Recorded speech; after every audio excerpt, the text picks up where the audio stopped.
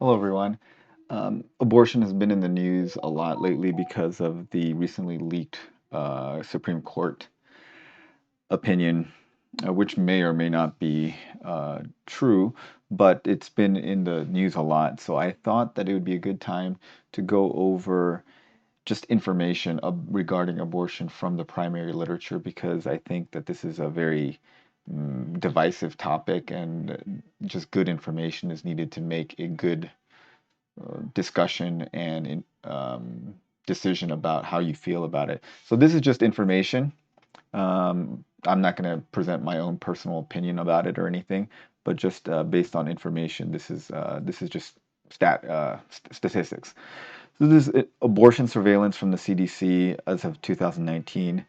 There are about 600,000 abortions reported to the CDC, which presents most of them, and the rate has been declining over the past several decades.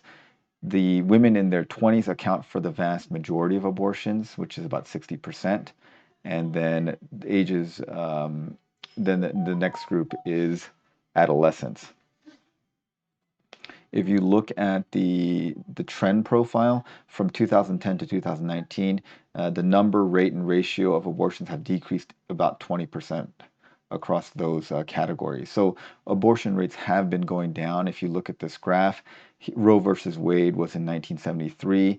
At that point, abortions were not well reported. So the first couple of years after Roe versus Wade, this data is probably not super reliable, and then it becomes reliable. So it's hard to know whether this increase in abortion is from actual increase in abortions or just increasing reporting of abortions as it became legal. But then the trend here you see is that the vast majority of abortions were as a percentage of pregnancies in the teenage group, and that group has declined precipitously since the 1990s.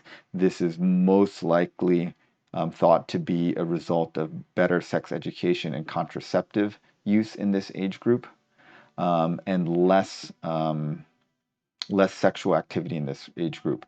Recent data has shown that in this age group, now less than half the people um, have had any kind of sexual encounter by the time they reach 18. So you people that are sexually active are in the minority rather than the majority in this age group.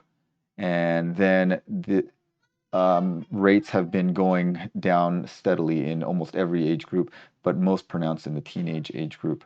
It is a decline in the 20 to 34 age group, and this data stops in about 2016. It has continued to decline, and the rate is continuing to decline. So there's less abortion now, likely as a rate than before Roe versus Wade passed. So why do women seek abortions? If this is a paper, I'll link all these things in the description if you guys want to read them for yourselves. The broad categories are for financial reasons, timing, partner-related reasons, which means that they don't have a partner or their partner is abusive or not a good partner. Need to focus on other children, so basically the majority of the reasons is people feel like they don't have the financial or social or personal resources to adequately take care of their child. If you read this paper, they just say, like my partner is abusive, I would be bringing this child into a bad situation, or I can barely support myself, how can I support a child? Or I'm barely supporting the children I have, I can't really, I don't have the time or the resource, or I feel like I'm not in good health and I'm not in a stable situation to adequately take good care of my child. So if you want to bring it down, most of the mothers, these potential mothers' reasons for abortion are they feel like they would not do a good job for one reason or another for their child, and they're thinking of their child mostly. Um, this is another paper looking at reasons from across 14 countries. Similar things are are are seen when you look at here. They don't want any more children. They're not financially prepared. They want to postpone. The timing is wrong. Partner related. Too young. Okay, so this is an important thing right here. There are good medical reasons. Eclampsia, anencephaly, um, like threats to maternal health and fetal health, that's about 10% of abortions. So that is the minority of abortions. The minority of abortions are related to medical reasons for it. The majority, 90%, are for these kind of economic reasons for abortion. Um, and because of that, if you look at abortion rates are higher in women of lower socioeconomic class and in women of disadvantaged minorities. So that makes sense because if the main reason is because of social and financial instability, if you're poor or you're in a worse social situation, you're going to be facing those issues more, and then abortion rates are higher in those women. Um, then this paper looks at the rate of abortion across countries where it is legal and where it is not legal, to see if legal status helps. If you look at this, abortion rates have stayed relatively stable throughout this period. Unintended pregnancy rates have gone down as contraception use gets better. Um, what you'll notice here is that if you look at low, middle, and high income countries, the unintended pregnancy rate is higher in the low income countries because they have inadequate access to contraception. And then, therefore, the abortion rate is higher in these low income countries. A percentage of unintended pregnancies ending in abortion are fairly similar across there, but just there are more unintended pregnancies in the lower income, so therefore, as an absolute number, they're going to be a higher rate here.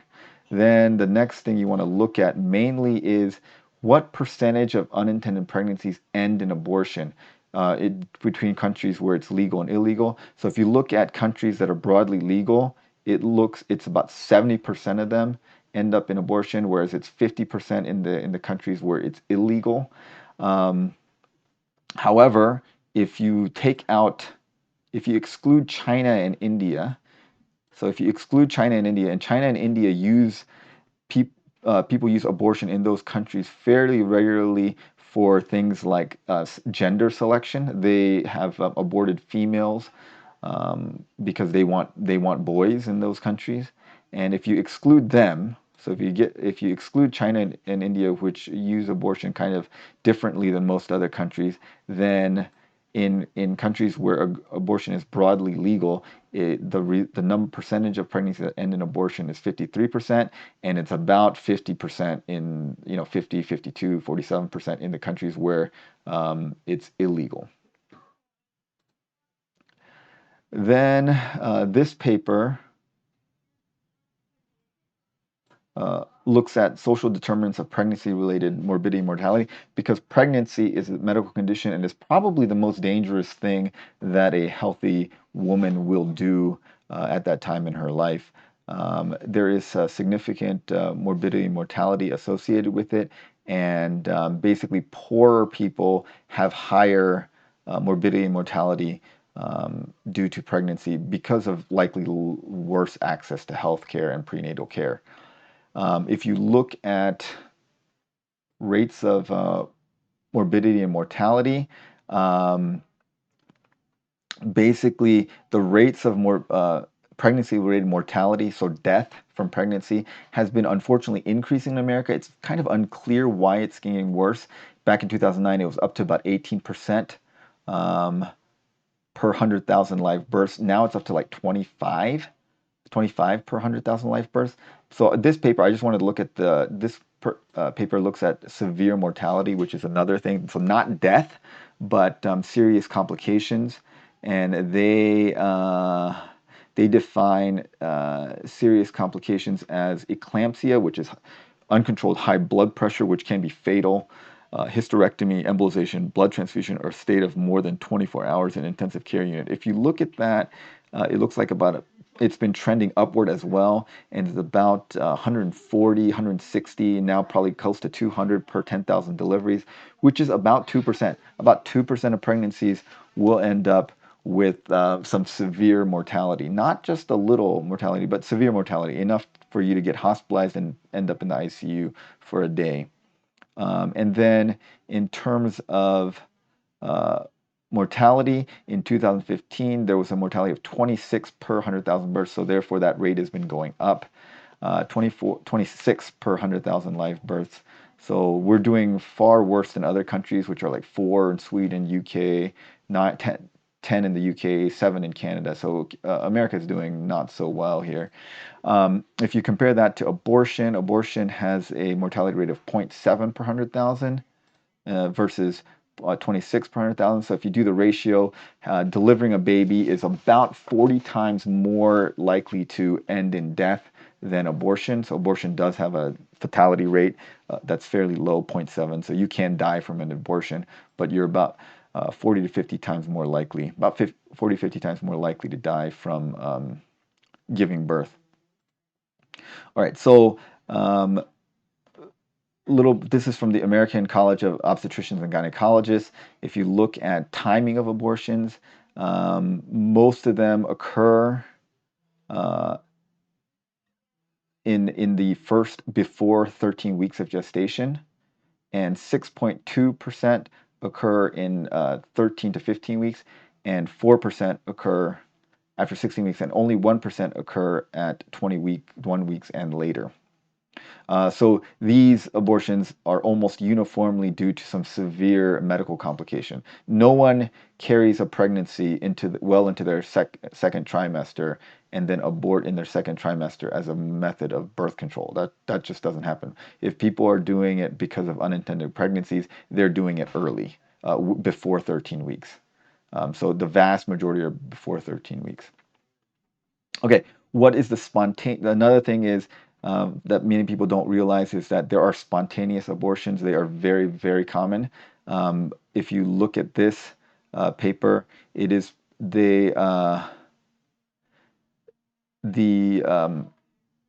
about half the women have experienced a spontaneous abortion that they recognize, and there, according to the literature, there's about 25% of pregnancies end in abortion that's recognized. And then if you, this is data out of an IVF cycle where they did in vitro fertilization of embryos and they karyotyped them, which means they look for chromosomal anomalies.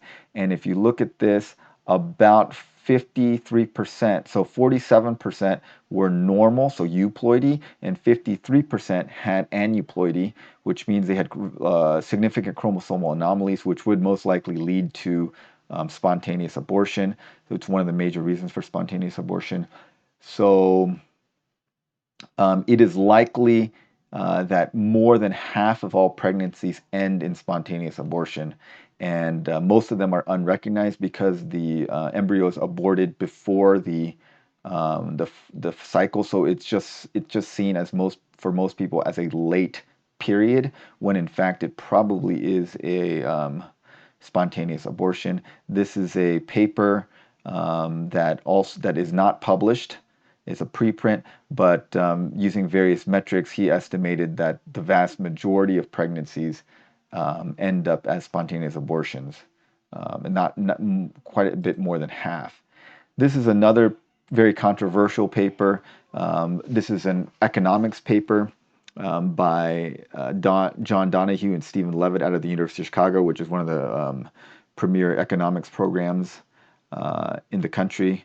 So Stanford and University of Chicago, they basically did a regression analysis of all the factors that reduced crime in America, because crime in America has been heading down, and they found that probably the Roe versus Wade decision and subsequent abortions likely caused more than half the decrease in crime in the United States, because their contention is that unwanted children are brought into an unstable social situation where they do not socialize normally, and then they become violent offenders.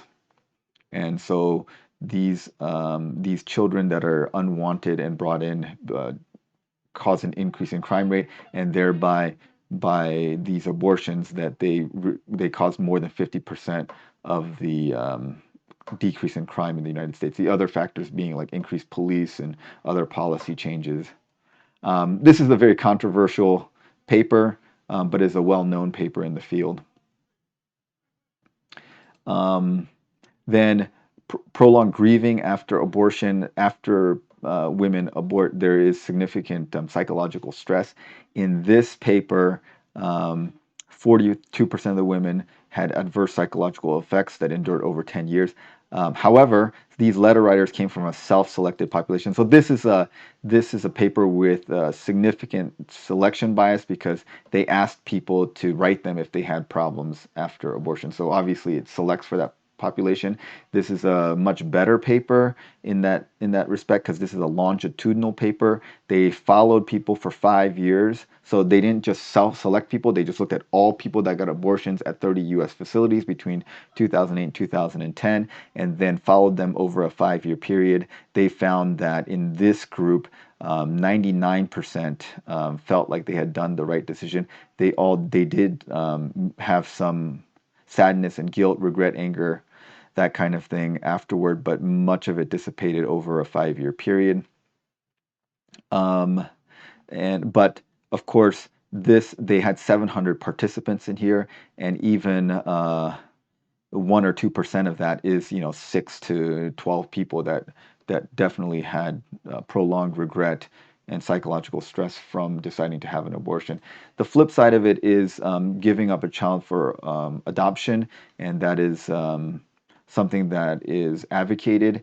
And there's a large body of scientific literature talking about the psychological stress.